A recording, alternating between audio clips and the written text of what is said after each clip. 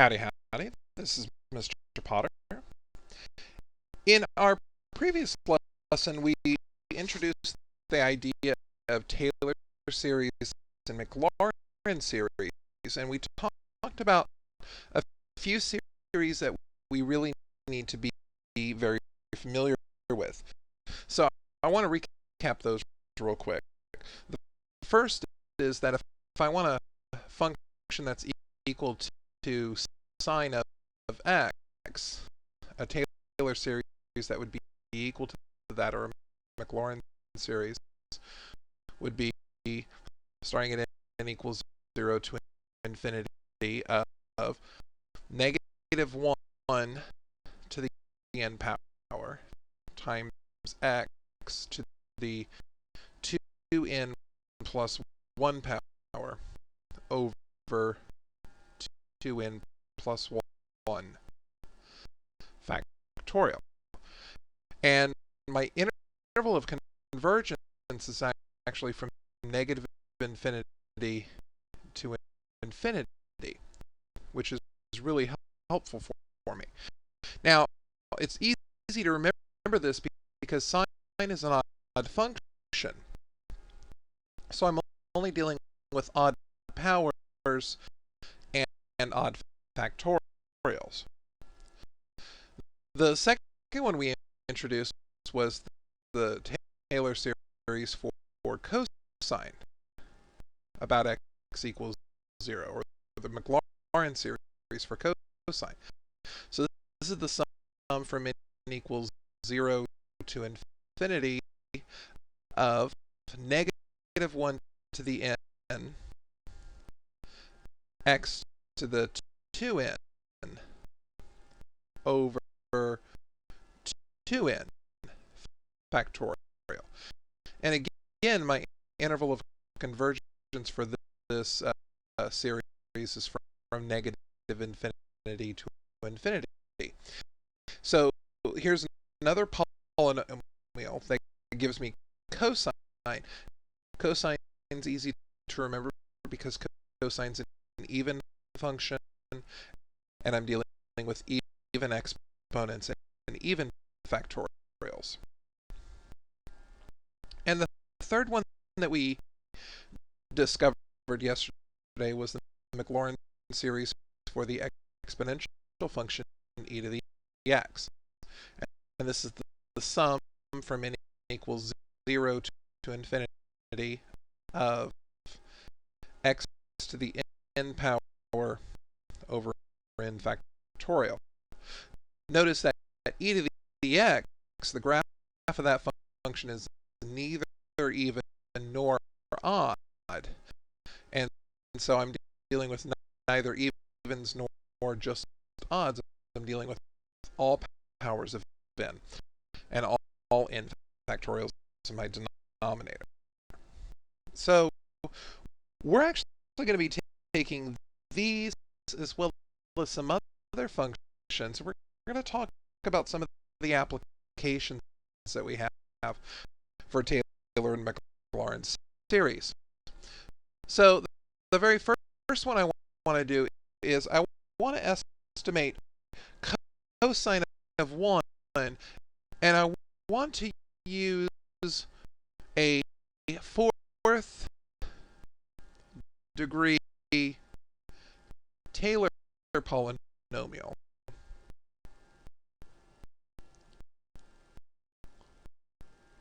about the point x equals 0.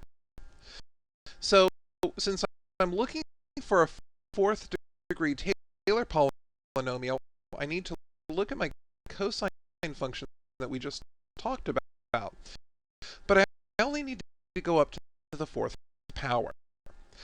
So I know that cosine of x is equal to 1 minus x squared over 2 factorial plus x to the fourth over 4 factorial minus, and the series goes on forever. But all I'm interested in are these first three terms. So if I wanted to evaluate the cosine of 1, this would approximately be equal to 1 minus 1 over 2 factorial plus 1 over 4 factorial. So what I've really got here is 1 minus a half plus 1/24th, and this comes out to be 13/24.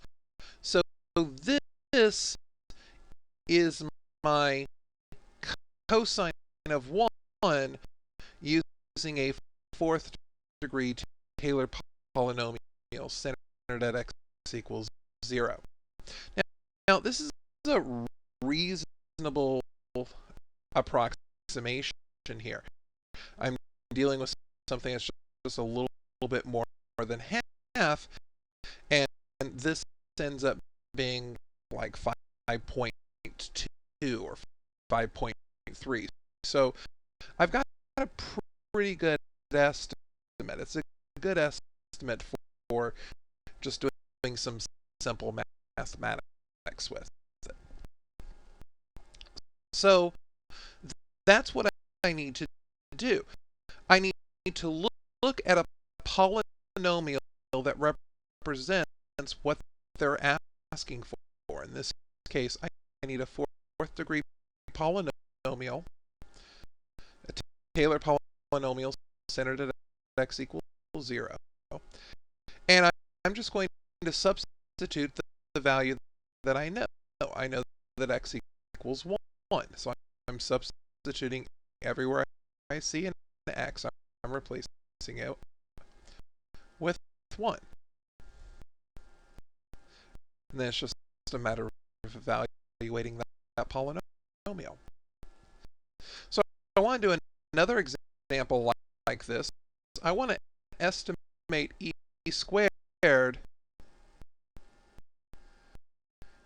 using a Maclaurin series.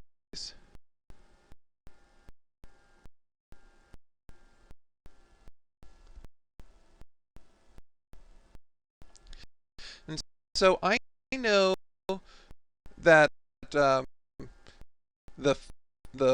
Maclaurin series e to the x is equal to 1 plus x plus x squared over 2 factorial plus x cubed over 3 factorial plus x to the 4th over 4 factorial plus x to the 5 over 5 factorial. So if I asked for a 5th degree Maclaurin polynomial, I would want to go up to this 5th power. Now, in place of x, I'm putting 2. So to find out what e squared is, e squared will approximately be equal to 1 plus 2 plus 2 squared over 2 factorial plus 2 cubed over 3 factorial plus 2 to the 4th over 4 factorial plus 2 to the 5th, 32 over 5 factorial, 120. Now, this is 1 plus 2 plus 2. So these terms are going to give me 5. And over here, it's easy for me to get a common denominator of 120 because this 32 already has it. To get from a 24 to a 120, I'm just multiplying by 5, so that's 5 times 16, which is 80. And to get from a 6 to a 120, I'm multiplying by 20, and that's 8 times 20, which is 160. Now, what's really nice here is, of course, 160 plus 80. This is 240. And 240 over 120 gives me 2 more. So I actually end up with 7 and 32 120ths. And this reduces to 7 and 4/15ths. So this is my approximate for e squared using a 5th degree Maclaurin series. So what I'm going to do is write out the terms of the series that I'm interested in. Since it's a 5th degree series, I only want to write out to the 5th power. And then I substitute the value that I'm looking for. Instead of e squared, instead of e to the x, I want e squared. So I'm going to replace x with 2. So this is one type of way that we'll see Maclaurin series and Taylor series about a particular point used on the AP exam. Another way is sometimes we'll be asked to write a Taylor series for a particular function. So they're asking us here to write a Taylor series for 1 over x about the point x equals 2. Now remember that Taylor's theorem says that if I want to find the Taylor series for a function, that's going to be equal to the sum from n equals 0 to the infinity of the nth derivative at a times x minus a to the n power over n factorial. So if I wanted, say, a 4th degree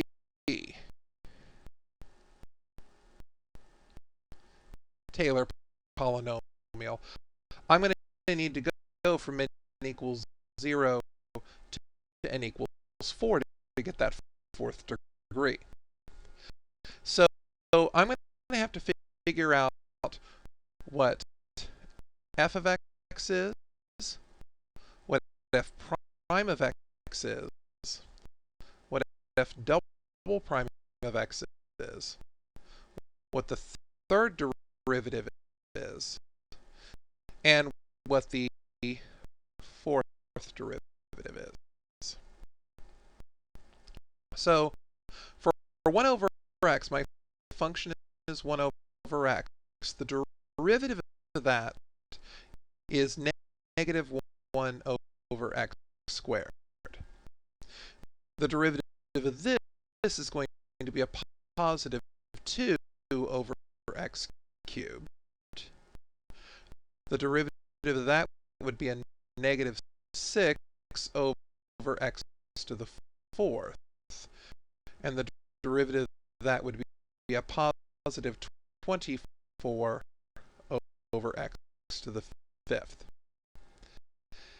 And since I'm looking at this centered about the point x equals 2, I'm going to be finding f of a. So f of 2 is 1/2. F prime of 2 would be negative 1/4. F double prime of 2 would be 2 over 8, which is 1/4. the third derivative at 2 would be negative 6 over 16, which is negative 3/8. And the fourth derivative at 2 would be 24 over 32, which reduces to 3/4. So now it's just a matter of writing these as my coefficients of x minus a to the nth power. So I could say that 1 over x is approximately equal to 1/2 minus 1/4 times x minus 2 to the first power over 1 factorial plus 1/4 times x minus 2 to the second over 2 factorial minus 3/8 times x minus 2 to the third power over 3 factorial plus 3/4 times x minus 2 to the fourth over 4 factorial. And often they'll ask us to write this as a polynomial of degree 4. So they'll say P4 of x equals 1/2 minus 1/4 x minus 2 plus, this is 1/4 divided by 2, so this is 1/8 x minus 2 squared. This is 3/8 divided by 3 factorial, so this is really 1/16 x minus 2 cubed. And this is 3/4 divided by 24. So 3 over 24 is 1/8. So this would be 1/32 x minus 2 to the fourth power. And this is really nice because I see a little bit more of a pattern here than I originally developed with my Taylor series. I could actually say that the complete Taylor series 1 over x certainly looks like a summation from n equals 0 to infinity, and this is really 1/2 as my initial term times 1/2 x minus 2 to the n. So I can really think of this almost as a geometric series rather than just a Taylor series. Of course, it ends up being both. So this is something else that they could ask on the AP exam. They could ask for a specific degree of a Taylor series or a Taylor polynomial for a given function around a given point. And so we're going to need to figure out all the appropriate derivatives, because those are going to be my coefficients in my Taylor polynomial. And I'm going to have to find them at the indicated value. I found all of these when x equals 2. And so that's where I got these coefficients from. So that's the second type of problem I can expect to see on the AP exam. The third type of problem would be to be given a Maclaurin series that we already kind of know, and just to adapt it for some different situations. So in this case, we're looking for a Maclaurin series for the cosine of x squared. Well, this is slightly different from what we already know for the Maclaurin series for cosine of x. This is the sum from n equals 0 to infinity of negative 1 to the n times x to the 2n over 2n factorial. So if that's the formula for cosine of x, the formula for cosine of x squared would essentially lead me to substitute instead of x, I'd want to replace x squared with that. So that'd be x squared to the 2n over 2n factorial, which would really be the sum from n equals 0 to infinity of negative 1 to the n times x to the 4n, because I multiply those exponents together, over 2n factorial. So given the three that I asked you to remember from our previous lesson for cosine, sine, and e to the x, I could manipulate them in such a way by changing the argument of cosine to a different argument. And similarly, I could do the exact same thing for a Taylor series by changing the argument of sine for this x equals 0.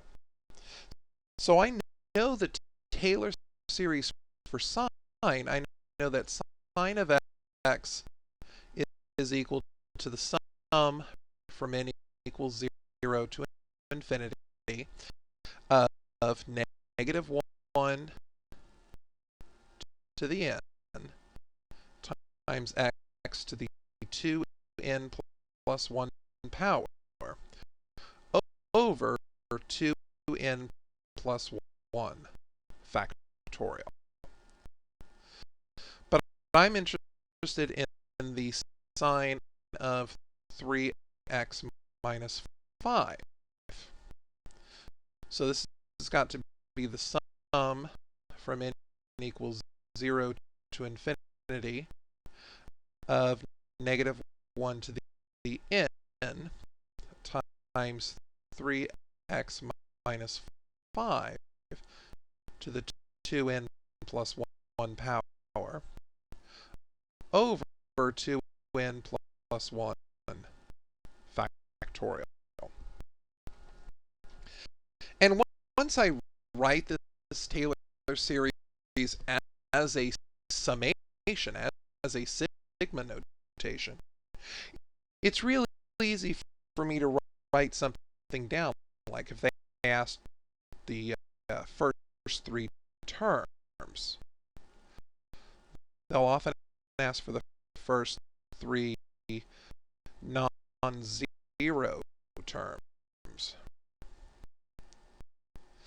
So all I need to do is let n equals 0, n equals 1, and n equals 2, and do as many terms as I need in order to have three terms that are not 0. my first term when n equals 0, that's going to be a positive 1 times 3x minus 5 to the first power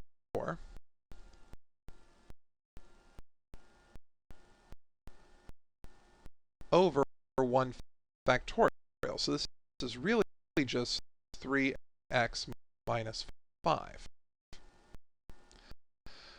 Over here, this is going to be negative 1 to the first power times 3x minus 5 cubed over 3 factorial, or minus 3x minus 5 cubed over 6.